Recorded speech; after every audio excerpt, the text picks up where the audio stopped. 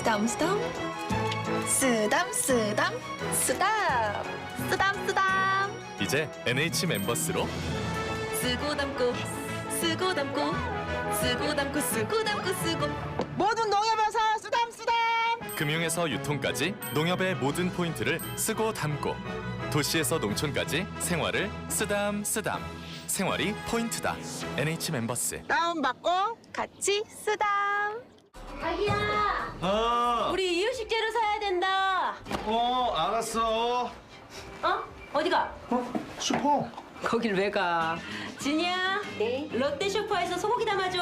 구매력이 있는 유기농 소고기를 담았습니다. 이게 이런 것도 돼? 아보카도랑 당근도. 내가 담아놨지. 진이야, 주문해줘. 말로 주문하고 눈으로 확인하는 기가진이. 육아로 바쁜 부부에게 오늘의 기술 KT. 롯데슈퍼 당일 배송입니다. 여러분 안녕하십니까? NBS 뉴스 24입니다. 한국전력이 농사용 전기요금 인상을 추진하는 것으로 파악됐습니다.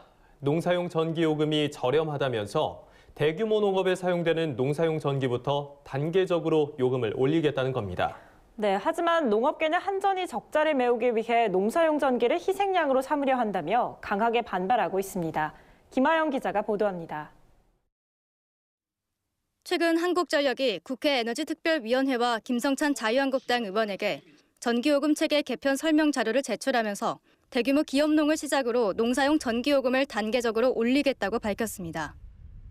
산업용 심야 전기요금을 비롯해 생산 원가 이하로 판매하는 전기요금을 정상화하겠다고 나선 한전이 농사용 전기요금 체계까지 손대기로 한 겁니다.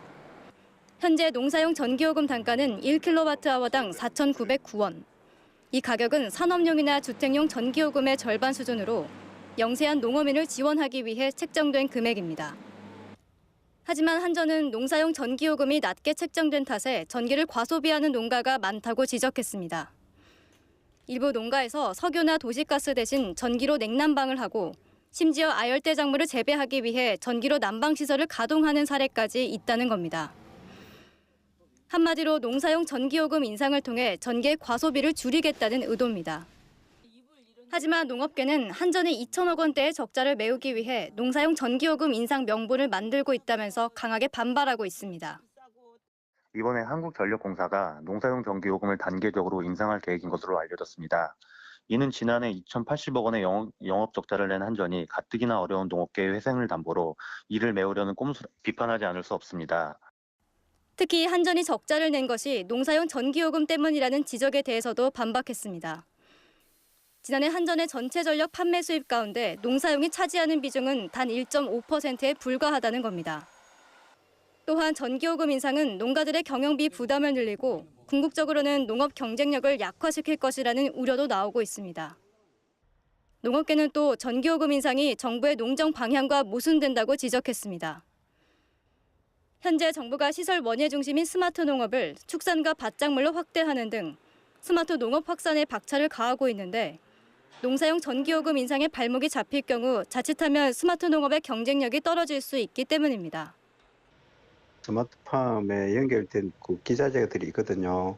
기존적으로 쓰는 그 구동 모터라든지 이런 데 몇십 킬로씩 이렇게 쓰다 보니까 전기세가 올라간다면 굉장히 부담이 많죠. 안 그래도 지금 이제 수입 농산물 때문에 재정이 자꾸 어려워지고 임금비 올라가고 농가들이 자꾸 도태할 그런 지금 이제 단계까지 오고 있는데 전기세까지 올린다면 아예 뭐 농사 짓지 말라는 거는 마찬가지죠. 이에 한국전력공사 측은 아직 농사용 요금 체계 개편과 단계적 인상은 검토 중인 사안이며 언제 실시할지 확정이 된 것은 아니라며 한 발 물러난 입장을 보이고 있습니다. MBS 뉴스 김하영입니다. 농업계의 이슈를 깊이 있게 전해드리는 수요기획 시간입니다. 제2회 전국 동시조합장 선거가 이제 일주일 앞으로 다가왔습니다. 선거가 코앞으로 다가온 만큼 돈을 뿌리거나 상대 후보를 비방했다가 경찰에 붙잡히는 선거 사범도 늘고 있습니다. 경찰청을 비롯한 주요 기관들은 불법 선거에 총력 대응할 방침이라고 밝혔습니다. 김인경 기자가 보도합니다.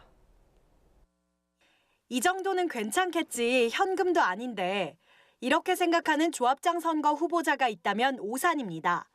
현금은 물론 현금이 아닌 경우도 법에 저촉됩니다. 얼마 전 경북의 한 출마 예정자는 조합원의 배우자가 입원한 병원을 찾아 12,000원 상당의 두유 한 상자를 제공하고 자신의 명함을 함께 건넸습니다. 병문안 목적이라고 주장했지만 중앙선거관리위원회는 이 후보를 검찰에 고발했습니다.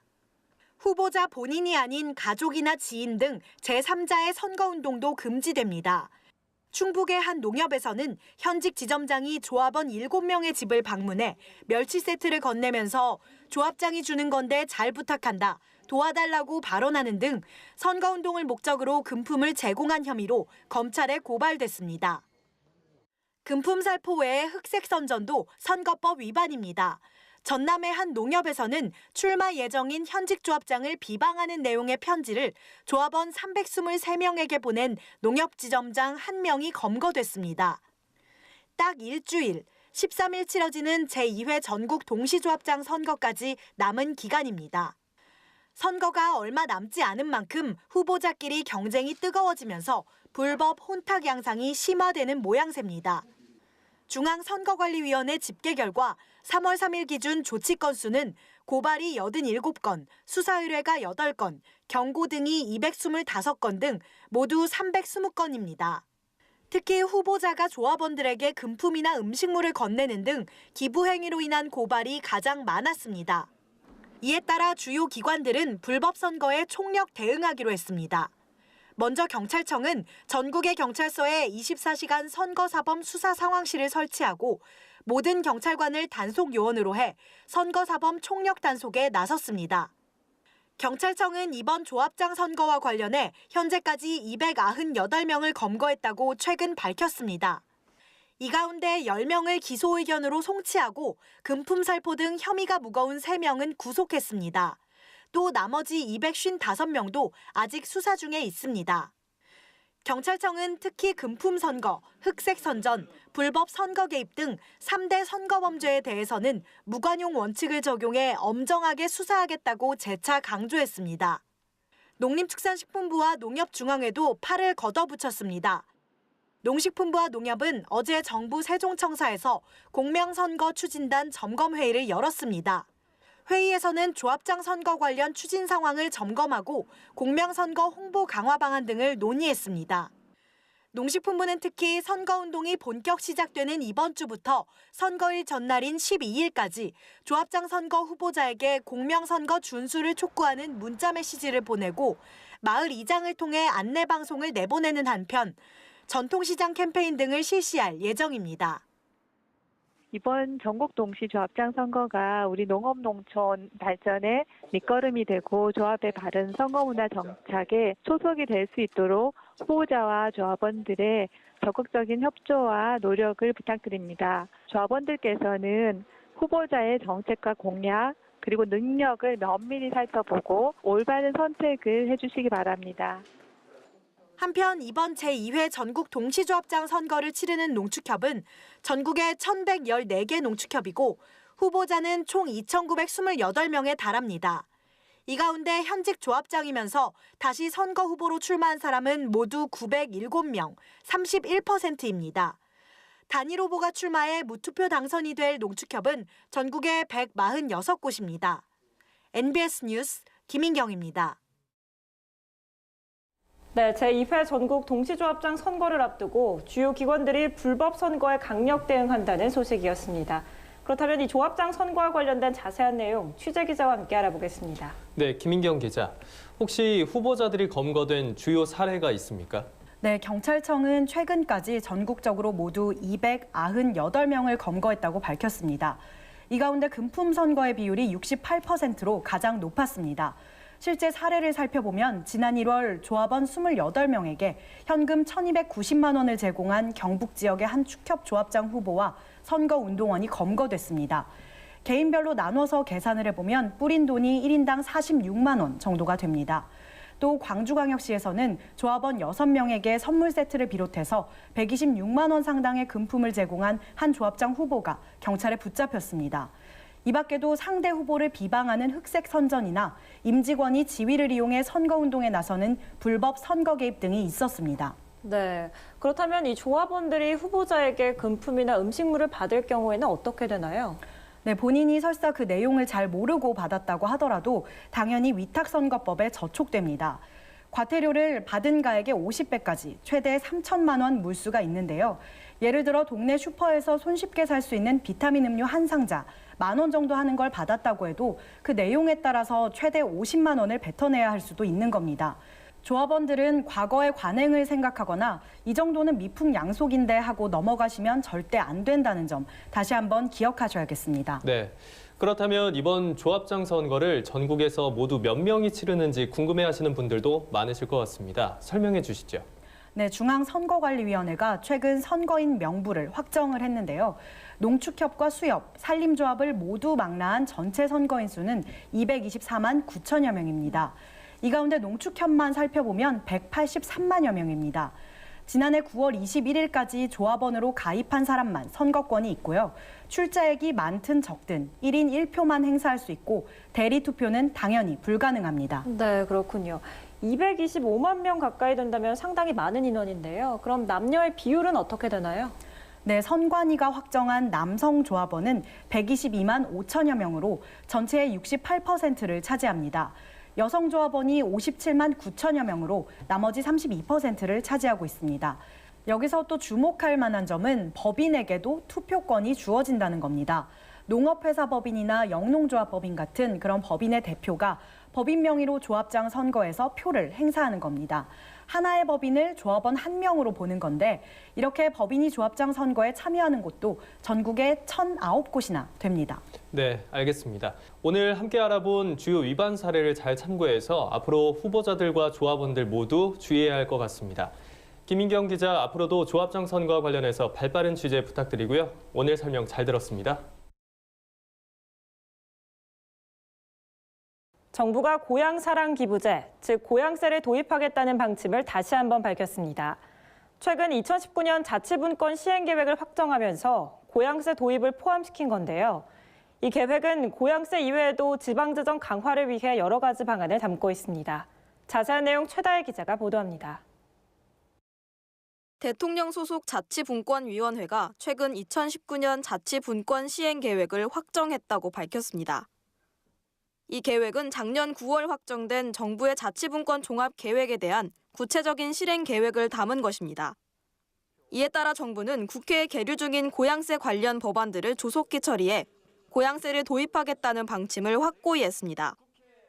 아울러 지방자치단체의 재정 분권을 위해서 올해 지방소비세 비율을 4%로 확정한 데 이어 내년 인상분은 6%포인트로 책정해 올해 내로 관련 법령을 개정할 방침입니다. 지방소득세의 규모를 늘리고 국고 보조금 사업에 대한 권한도 일부 지방에 이양하기로 했습니다. 정부는 또한 각 지방자치단체의 자율성을 보장하고 각 지역 주민에게 실질적 권한을 부여하기 위한 방안을 마련했습니다. 이에 따라 각 지방자치단체의 조직과 인사, 재정의 자율성을 늘리는 대신 혹여 지자체가 방만한 운용을 하지 못하도록 관련 정보의 공개 범위를 넓히기로 했습니다. 또 주민이 직접 조례의 재개정안과 폐지안을 지방의회에 제출할 수 있도록 했으며 현재 주민참여 예산 적용 대상을 단순히 예산 편성에 국한하지 않고 예산 집행과 평가 과정까지 확대할 예정입니다. 이와 더불어 올해부터 서울과 세종 등 5개 시도를 대상으로 자치경찰제를 시범적으로 실시, 지방행정과 치안행정의 연계성을 강화하고 현장과 주민 중심의 치안 서비스를 제공할 계획입니다. 고향세 도입 등을 비롯해 정부의 자치분권 정책을 위한 계획이 잘 시행되기 위해선 무엇보다 국회의 적극적인 협조가 필요해 보입니다. MBS 뉴스 최다희입니다. 지난해 강릉 펜션 사고와 제주 게스트하우스 살해 사건 등이 발생하면서 농어촌 민박에 대한 관리가 강화돼야 한다는 목소리가 높았습니다. 이에 답하듯 올 들어 정치권에서는 농어촌 민박 관리를 강화하는 법안들이 속속 나오고 있습니다. 보도에 윤슬기 기자입니다. 최근 농어촌 민박, 일명 농박에 대한 관리를 강화하는 법안이 잇따라 발의되고 있습니다. 지난해 발생한 강릉 펜션 사고 등 농박 관련 사건 사고가 끊이지 않고 있어서입니다. 지난 2월 김병관 더불어민주당 의원은 농어촌 민박업소에 일산화탄소 경보기를 의무적으로 설치토록 하는 농어촌 정비법 개정안을 대표 발의했습니다. 작년에 12월 달에 강릉 펜션에서 일산화탄소 중독 사고가 발생해서 농어촌 민박 안전에 대한 국민적 관심, 불안이 좀 높아지고 있는 그런 상황입니다. 그래서 원래 농어촌 민박이 지역 관광 활성화 그리고 농어민 소득 증대에 기여할 수 있도록 본래 취지에 맞게 운영되려면 일정 정도의 농어촌 민박 안전 기준이 강화될 필요가 있다고 판단을 해서 개정안을 발의를 하게 되었습니다. 김 의원은 개정안에서 농박 사업을 하려는 자가 사업 신고 전에 농림축산식품부령이나 해양수산부령의 규정에 따라 화재 예방과 전기가스 사용 기준, 대피나 안전사고 예방 기준 등 종합적인 안전 기준을 갖추도록 했습니다. 농박시설 안전관리뿐 아니라 투숙객 안전을 위한 개정안도 나왔습니다. 오영훈 민주당 의원은 지난 1월 성범죄자의 농박업 종사를 제한하는 농어촌정비법 개정안을 발의했습니다. 성범죄자는 형 집행 종료일로부터 최대 10년간 농박 사업을 운영하거나 해당 시설에 취업하지 못하도록 제한한 겁니다. 현행법에 따르면 성범죄자라도 해당 시장이나 군수, 구청장에게 신고만 하면 얼마든지 민박 사업을 할 수 있어 문제점으로 지적돼 왔습니다. 농박 안전관리를 강화하기 위해 정치권에서 법안 개정까지 나선 것은 사건 사고가 몇 차례 발생했음에도 농박 사업자의 안전의식이 여전히 허술하기 때문입니다. 지난해 강릉 펜션 사고 직후인 12월 24일부터 지난 1월 말까지 강릉 시내 농어촌 민박업소 629곳에 소방, 전기, 위생 분야를 합동 점검한 결과 80%에 가까운 497곳이 부적합 판정을 받았습니다. 농박을 운영하는 농가들 또한 관리 기준을 강화할 필요가 있다고 말합니다. 순수하게 농박을 하는 농민들이 애꿎은 피해를 보지 않기 위해서라도 시설 안전이나 식품 위생 등을 엄격히 관리해야 한다는 겁니다. 농어촌정비법 개정을 통해 연이어 불거졌던 농박 관련 문제들이 해결될 수 있을지 귀추가 주목됩니다. MBS 뉴스 윤슬기입니다. 한 번 발생하면 과수원을 폐원에까지 이르게 하는 과수 화상병의 위험성에 대해서 저희 뉴스24에서도 여러 차례 보도해드렸는데요. 농촌진흥청이 과수 화상병 예방 대책을 마련했습니다. 3월부터 7월까지 5개월간 과수 화상병 종합관리 대책을 시행한다고 하는데요. 농진청이 어떤 대책을 마련했는지 강창호 기자가 짚어봤습니다. 과수화상병으로 인한 농가 피해를 최소화하기 위해 농촌진흥청은 2019년 과수화상병 관리 종합대책을 마련했습니다. 농진청은 과수화상병이 발생했던 지역을 중심으로 이달부터 예방 활동에 나설 예정입니다. 과수화상병은 세균성 병해의 일종입니다. 한 번 걸리면 마치 불에 탄 것처럼 나무가 새까맣게 변하는데 뚜렷한 치료법이 없습니다. 농진청은 농가에 큰 피해를 주고 있는 과수화상병 예방을 위해 3월부터 5월까지를 과수화상병 사전 방제 기간으로 5월부터 7월까지를 과수화상병 중점 관리 기간으로 지정했습니다. 먼저 과수화상병 사전 방제 기간 동안 농진청은 전국 도농업기술원과 시군 농업기술센터와 협력해 사과, 배 과수원을 중심으로 방제 작업을 실시할 예정입니다. 경기 안성, 강원 평창 등 과수화상병이 발생했던 지역은 총 3회에 걸쳐 방제 작업을 진행합니다. 3월 중 사과나무에 새순이 나기 전과 배나무에 꽃눈이 싹트기 전 1차 방제를 실시합니다. 그리고 4월 중 꽃이 만개하고 5일 정도 지난 뒤 2차 방제를, 만개 이후 15일 정도가 지난 시기에 3차 방제를 하는 겁니다. 과수화상병이 발생하지 않은 곳은 3월부터 5월 중 1회 이상 방제 작업을 시행할 예정입니다. 과수화상병은 현재까지 뚜렷한 치료법이 없고 발병하면 피해 규모가 크기 때문에 예방이 중요합니다.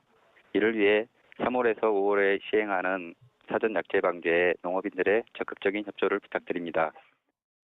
농진청은 과수화상병이 주로 나타나는 5월에서 7월까지를 과수화상병 중점 관리 기간으로 정해 식물방제관의 예찰 활동을 강화할 방침입니다. 이 기간 동안 각 지자체의 식물방제관은 지난해 과수화상병이 발병한 과수원을 중심으로 반경 5km 이내의 작물을 예찰할 예정입니다. 농진청은 개별 농가에서 과수화상병 의심 증상을 발견한 경우 가까운 시군 농업기술센터로 빠르게 신고하는 것이 중요하다고 당부했습니다. MBS 뉴스 강창호입니다.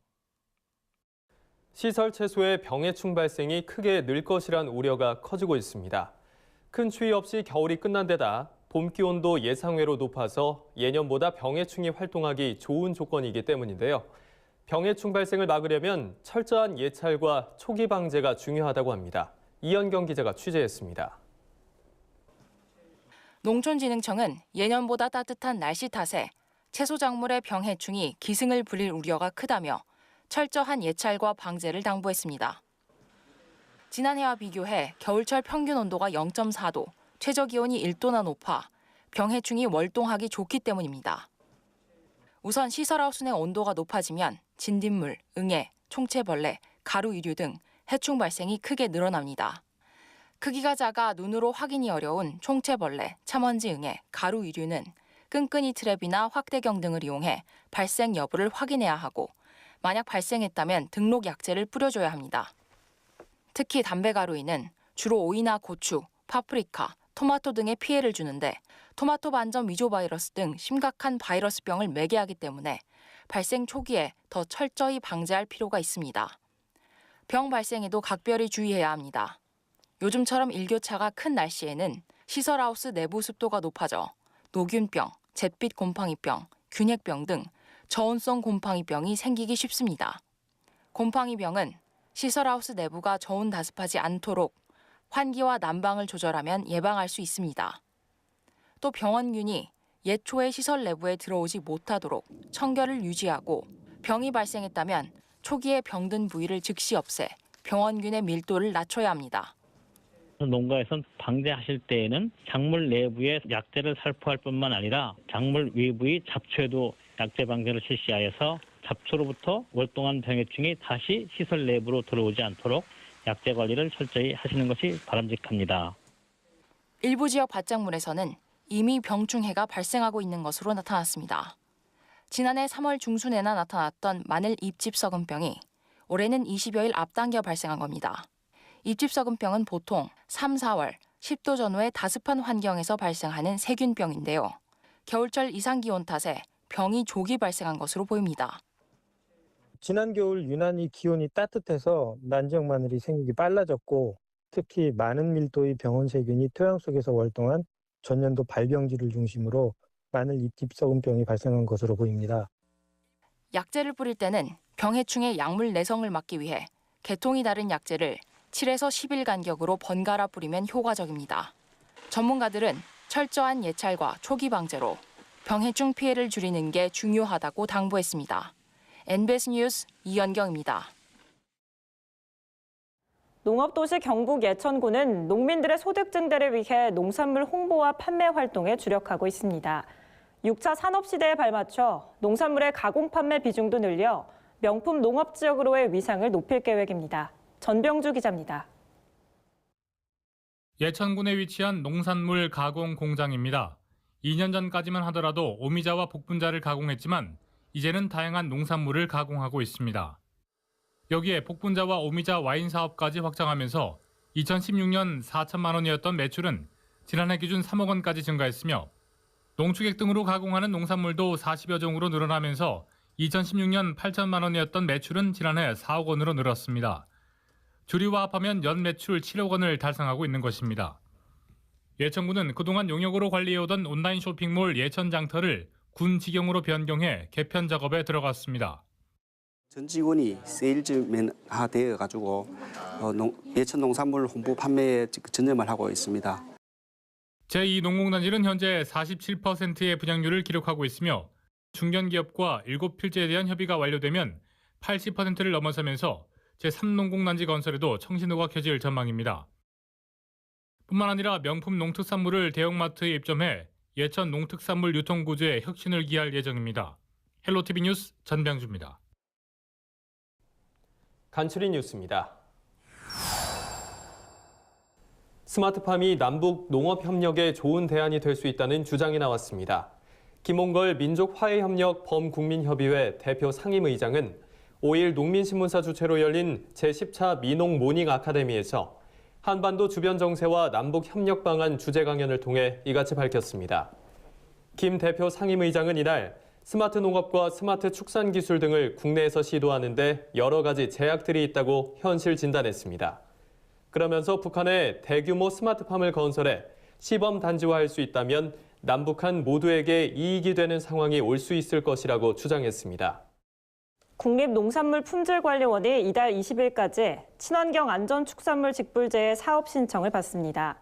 이는 친환경 축산을 실천한 농업인에게 초기 소득 감소분뿐만 아니라 추가적으로 든 생산비를 보전해준다는 취지에서입니다. 사업 대상자로 선정되면 친환경 축산물 인증품으로 판매한 출하량에 따라서 유기 인증은 농가당 연 3천만 원, 무항세 인증은 연 2천만 원까지 보조금이 지급됩니다. 또한 산지 생태 축산농장으로 지정된 농장의 경우 지원액의 20%를 추가로 지급받을 수 있습니다. 농림축산식품부와 농촌진흥청이 농업농촌 현장의 다양한 목소리를 듣고 그 문제를 해결하기 위해 이달 29일까지 기술 수요조사를 실시한다고 밝혔습니다. 이번 수요조사는 농축산물 생산과 유통, 소비 단계에서의 기술적 애로뿐 아니라 농식품 안전과 생명공학, ICT 융복합 등 농산업과 관련된 전 부문에 대해 조사할 계획입니다. 이번 조사를 통해 연구개발 과제로 선정된 아이디어들은 전문가 기획 등을 거쳐 2020년 농림축산식품 연구개발 사업에 반영될 예정입니다. 채소류를 세척한 뒤 냉장 보관하지 않고 실온에 보관하면 유해 세균이 증식해 식중독을 유발할 수 있다는 연구 결과가 나왔습니다. 식품의약품안전처가 진행한 연구 결과에 따르면 부추를 냉장 온도에서 12시간 보관했을 때는 세척 여부와 관계없이 유해균 분포에 변화가 없었지만 세척한 부추를 실온에서 12시간 보관했을 때는 식중독균인 병원성 대장균 수가 평균 2.7배 증가했습니다. 식약처는 가열하지 않고 섭취하는 채소류는 씻어서 바로 먹되 바로 섭취하지 않을 때는 반드시 냉장 보관할 것을 당부했습니다. 저희가 준비한 소식은 여기까지입니다. NBS 뉴스 24 마칩니다. 함께해 주신 여러분 고맙습니다.